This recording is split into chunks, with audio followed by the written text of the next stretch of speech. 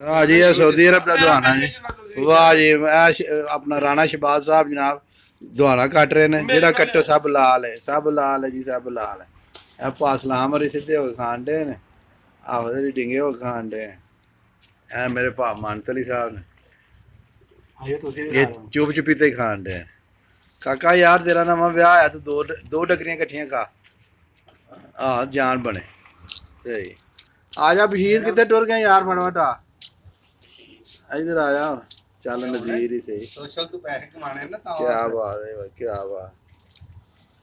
ये 1 मिनट दी भी नहीं हुई भाई, की होया बस कर दी।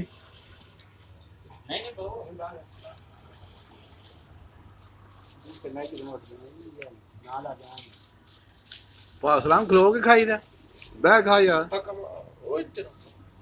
वाह सब लाल, एडा बड़ा धूड़ा मारे। आयो